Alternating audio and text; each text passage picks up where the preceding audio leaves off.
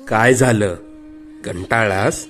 खूप त्रास होतोय म्हणून हे सर्व सोडून कुठेतरी लांब निघून जावंसं वाटतंय ना?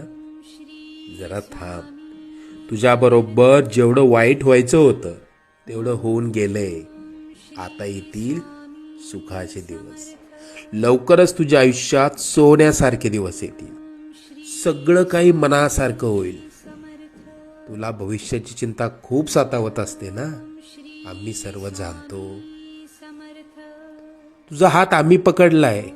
तुझं आणि कुटुंबाचं कोणीही वाईट करू शकणार नाही. अरे मायबाप मानतोस ना आम्हाला?